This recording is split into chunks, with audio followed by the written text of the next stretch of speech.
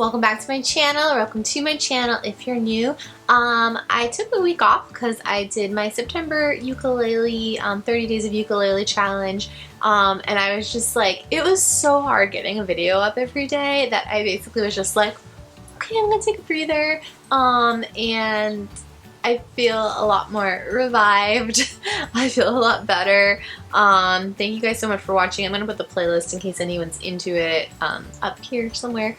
And this is my first bookish video in a while. I wanted to get back to doing my booktube stuff as well, just because I do read so much and I wanted to get back into it, especially because October is my favorite season for books. I like reading spooky books, and so I have a really fun TBR. But I wanted to wrap up because I haven't done like anything in quite a while. So I finished the Summer Days and Summer Nights 12 Love Stories book, and I like, honestly, like, this book was super average to me in general. I finished this probably like the end of August, early September, and then got really wrapped up in doing all my ukulele videos, and I have to say, like, I barely remember any of the stories I read in this. I mean, like, they were all kind of cute and whatever in the moment, but like, now that like a whole month or so has passed, I'm just like, eh. It was a very average book. It was a very average collection. There were some stories that were obviously cuter than others, but I gave it like a 3 out of 5 stars. I mean, like, I wanted to read it in the summer, and it was kind of cute. Also, something, like, I don't know if this was, like, intentional or not, but they were all kind of, like, all the stories revolved around, like, 18, 19-year-olds, and I don't know, I didn't, like, really love that. I felt like there was a lot of missed opportunity for, like, more adult or maybe even younger sort of romances, so I love it. The next book I did was Holy Cow by David Duchovny. It was a really fun, quick read. I gave it 4 out of 5 stars. We basically follow this cow. I think her name was Elsie. Is that right? Yeah, Elsie. And she's like living on a farm, and and then she like sees the humans' television and how cows are treated, and realizes she is just like getting primed to go to slaughter, so she wants to go somewhere where cows are revered, so she wants to go to India so she can be like holy and revered, and she has a few pals, a turkey and a pig, who want to come with her. It's just this cute little journey of this cow, and it's a really nice message about, you know, like, I'm like not vegetarian or vegan, but I eat very little meat, and because like, it just makes me, I don't like it. I really hate eating meat. It makes me very sad.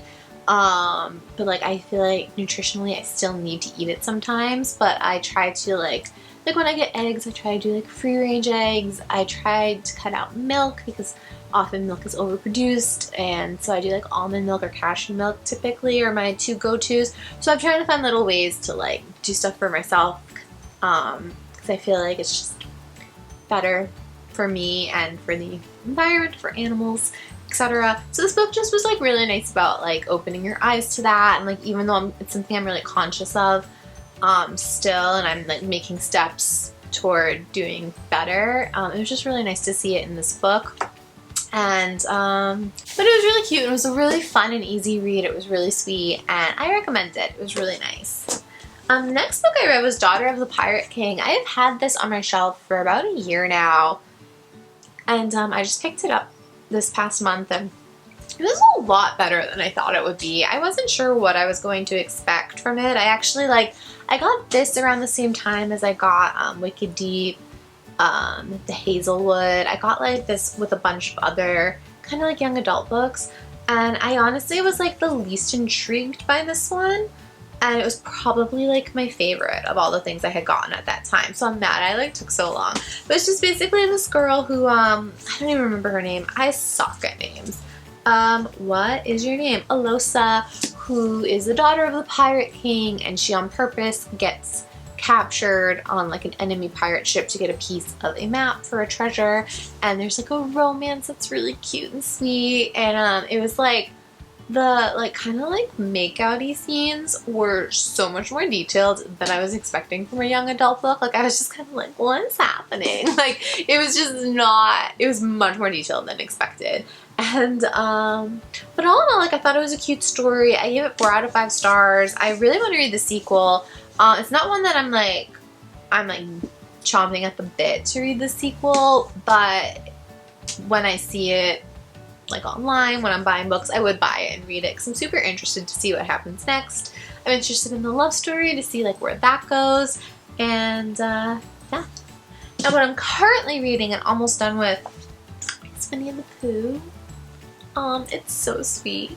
It is like, I don't even know if I've ever read these stories. I mean, I feel like I might have just like watched the TV show and that's like why like these are so familiar to me, but it's so sweet. It is like a darling little piece of book. I'm like, every page I read, I'm just like, oh my god, I love it so much. I read, okay, like I'm reading, like right now I'm reading Expedition to the North Pole because Pooh doesn't have a lot of brains and can't say expedition. So cute. And then the one I read, I posted this on Facebook. I relate to Eeyore so much as an adult. Like I'm just like, yeah, Eeyore is my guy. Like I like love him. And like Eeyore has a birthday when everyone forgot, and then Pooh and Piglet went and ran and got presents, and Piglet's balloon like deflates because she like was like running and she fell on it and then it flattened, and then Pooh was gonna bring him honey but he ate all the honey, but then he was so pleased because he had this nice little pot and this little balloon that he kept putting in and out, and I was just like reading it like, oh, I love it so much. I love it so much. It is so sweet and so delightful. I love it. So that's what I'm currently reading. I'll be continuing this for October. I tried to do a more spooky TBR, but also like I want to continue Winnie the Pooh and finish it this month. And then I have a couple other books that aren't like spooky, but I've had them on my TBR for a second. So the first was Night Circus, which I've like talked about. I do want to get into this. I mean, it's like a little spooky. It's like magicians dueling. It looks spooky, so I feel like it fits. And then the other one was I'll Give You the Sun, which I've talked about, and it's about these twins who are inseparable and they're not speaking years down the line. The first half is from one twin's perspective and the second half is from the other.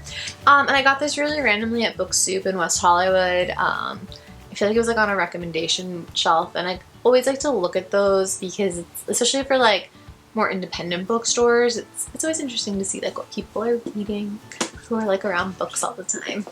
And so these are the newer books that I have on my TBR. I kind of like was really over ambitious and it's already like a week into the month and I've gotten very little reading done. But the first one I got a while ago, it's All the Missing Girls, Megan Miranda. I don't remember what this is about. It's been 10 years since Nicolette Farrell left Cooley Ridge, 10 years since she broke up with Tyler, the man she thought she'd married, 10 years since her best friend Karin disappeared, never to be heard from again. When the call comes that her father is ailing, Nick is living in Philadelphia, light years away from her younger self. She drops everything to care for her dad, but within days of her return, another girl goes missing and Nick experiences a terrifying sense of deja vu. As Nick works to unravel what happened to the missing girl, shocking truths emerge about her neighbors, her family, and what really happened to Karin that night 10 years ago. That sounds fun. I mean, not fun, but like, it sounds like an interesting, that sounds fun. This girl's possibly dead best friend. Like, that sounds like a book I would be really into. The next one, I've heard mixed things about this, and I've wanted to read it since last year, but I was kind of saving it for a spooky month. But I'm like, I've heard really mixed reviews on it, and it sounds super interesting to me, but I'm like worried I'll be disappointed, but I have to try. And it's If We Were Villains by M.L. Rio. This is about, on the day Oliver Marks is released from jail, the man who put him there is waiting at the door. Detective Colburn wants to know the truth, and after 10 years, Oliver is finally ready to tell it. 10 years ago, Oliver is one of 7 young Shakespearean actors at Delacre Classical Conservatory, a place of keen ambition and fierce competition. In this secluded world of firelight and leather-bound books, Oliver and his friends play the same roles on stage and off: hero, villain, tyrant, temptress, ingenue extras. But in their fourth and final year, the balance of power begins to shift. Good-natured rivalries turn ugly, and on opening night, real violence invades the students' world of make-believe. In the morning, the fourth years find themselves facing their own tragedy and their greatest acting challenge yet, convincing the police, each other, and themselves that they're innocent. So I feel like what I really liked about this is like it's like a theater group. That's obviously something that appeals to me, and I like dark stories. So I feel like I might really enjoy this, but obviously I'll keep you guys posted. And then the next book I've had for a while as well is The Apartment, S.L. Gray. I love to get like kind of thriller, horror sort of books, but then I always want to read them in October. So then I kind of like put off reading them, and then I have this huge list of books I want to read, just because I love reading them during the month where it's appropriate. I don't know. But this sounded interesting. I remembered when I picked it up, but I have no recollection right now. Mark and Steph and their young daughter had a good life until the day armed men broke into their home in Cape Town. Traumatized by the attack and their helplessness to stop it, they decide a trip to France is exactly what they need. Steph discovers the perfect apartment in the heart of Paris on a house-swapping website, and they sign up. But once Mark and Steph arrive, they find themselves trapped in a hellish apartment, and their nightmare begins.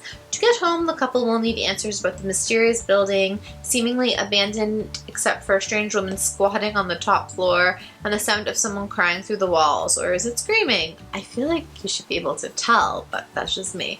Deftly weaving together two complex and compelling characters, S.L. Gray's created a claustrophobic and chilling portrait of a disintegrating marriage teetering on the edge of darkness.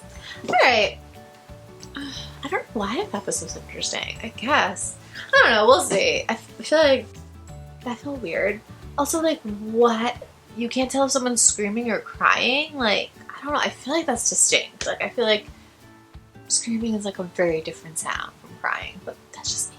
The last book that I'm going to read is The Kept Woman by Karin Slaughter. I've wanted to read a Karin Slaughter book for like a year now, and I bought this book like probably a year ago. That makes sense. And I just like have really wanted to read one of her books. I've heard a lot of good things about her. I just feel like this is a great time to pick one up.